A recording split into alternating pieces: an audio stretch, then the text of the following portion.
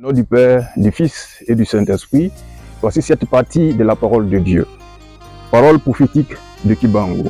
Le Congo obtiendra sa première et sa seconde indépendance, car ainsi sont les promesses.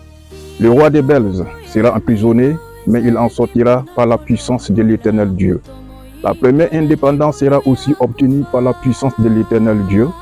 L'homme noir, ça sera l'homme blanc de sa terre. Beaucoup de miracles se produiront. Ainsi, rien qu'à la demande de cette première indépendance, les Blancs trembleront. Il y aura beaucoup d'obstacles, mais les élus pour cette mission vaincront parce qu'ils auront en eux la puissance de l'Éternel Dieu. Car ce sont là ses promesses. Un fils du Congo sera le président de la première indépendance et il aura dans son cœur le sceau du Saint-Esprit. Dieu le choisira pour être le commandant de la guerre. Malheureusement, l'ennemi, Satan, s'introduira parmi les dirigeants. C'est pourquoi le pouvoir sera arraché par un étranger, un de ceux qui sont venus d'ailleurs. Son règne sera celui des étrangers, ceux qui étaient venus déjà au Congo. Ce président aura le pouvoir et la force du lion, léopard, et sera autoritaire. Il régnera pendant beaucoup d'années et sous son règne, beaucoup de gouvernements se succéderont. Il changera beaucoup de choses, même le nom du pays. Congo, il le changera Zaïre. Il se désintéressera de la nation congolaise. Il n'acceptera pas de quitter le fauteuil du pouvoir, mais sa fin sera une fin honteuse et des malheurs. Le Congo sera détruit complètement. Il y aura beaucoup de souffrances. Et les gens se lamenteront auprès de l'Éternel Dieu. Les guerres répandront, mais ce président résistera toujours au pouvoir. Les richesses du Congo seront accaparées par ceux qui sont venus de l'étranger et s'amuseront avec l'argent de leur plein gré. Le paiement des agents sera très difficile. Le vol deviendra monnaie courante.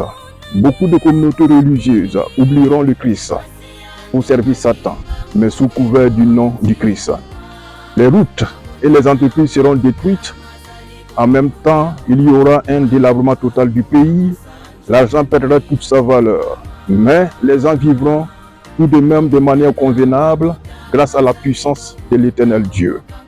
Sachez-le, mes paroles ne passeront jamais sans que ces choses ne puissent s'accomplir.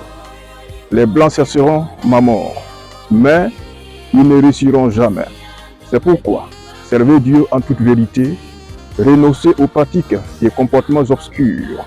Beaucoup utiliseront mon nom dans la vérité et d'autres dans le mensonge. Mais vous les reconnaîtrez par les actes. La séparation avec les étrangers venus depuis lors sera très pénible. Les élus prévus pour cette mission vaincront avec la puissance de l'Éternel Dieu, malgré la souffrance. De cette séparation liée aux prémices de la deuxième indépendance, sortira un leader pour conduire ces événements. Malheureusement, peu de gens l'écouteront et le suivront. Ses débuts seront surtout accompagnés de menaces et d'emprisonnement, mais il triomphera de manière absolue par la puissance et la force de l'Éternel Dieu. C'est lui qui établira le gouvernement, qui donnera les signaux forts pour la revendication de la deuxième indépendance. Gloire et bonheur à ceux qui s'accrocheront. Les étrangers et certains Congolais se lieront d'amitié pour rester et pour empêcher le développement de ce pays, mais rien à faire. Ils ne réussiront jamais, car il en est ainsi de la promesse. Malheur au fils du Congo qui fera obstacle à la voie ainsi tracée, deuxième indépendance, car il récoltera ce qu'il aura sémé.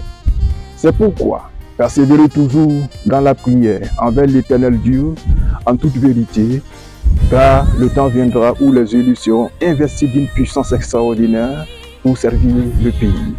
Ceux qui sont venus de l'étranger seront chassés par la force. Les autres mourront en abandonnant toutes les fortunes. Sachez-le bien que c'est la vérité. C'est le départ des Blancs du Congo.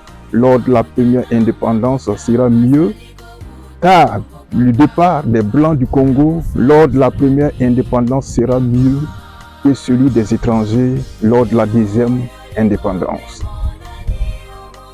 Quand ces troubles prendront fin, les élus construiront parfaitement le pays après avoir établi un bon gouvernement qui amènera la paix au Congo. Quand le Congo sera totalement en paix, l'Afrique le sera aussi. L'homme noir se réveillera pour amorcer son développement, ainsi l'homme noir deviendra blanc. Les pays européens sont des pays pauvres. L'homme noir aura ainsi l'intelligence et la capacité de réaliser toutes sortes d'inventions. C'est pourquoi persévérer dans la prière, rejeter donc les pratiques et comportements obscurs. Croyez-en l'Éternel Dieu, servez-le en toute vérité et du fond de vos cœurs. Sachez-le encore que mes paroles ne passeront jamais sans que toutes ces choses ne puissent s'accomplir. Aimez votre pays et servez-le avec honnêteté. Gloire et honneur soient rendus à Dieu le Saint-Esprit et à Papa Simon Kibangu Tiangani, qui nous révèle ces choses cachées depuis des années, et depuis la venue du Saint-Esprit sur terre le 12 septembre 1887. Et le ministère du Papa Simon Kibangu commençant à 1921, et même quand il était tout petit, des grandes choses se manifestaient, car c'est Dieu. Alors, nous avons Dieu en Afrique, Dieu est en Afrique, Dieu est au Congo, en Kamba, Nouvelle-Jérusalem. Le Christ nous l'avait bien promis, il nous enverra le consolateur. Alors, le consolateur que le Christ nous avait parlé dans la Bible, c'est une personne, et il est là sur terre, il s'appelle Simon Kibangu Tiangani. Que le nom de Papa Simon Kibangu Tiangani soit glorifié, au nom du Père, du Fils et du Saint-Esprit. Amen.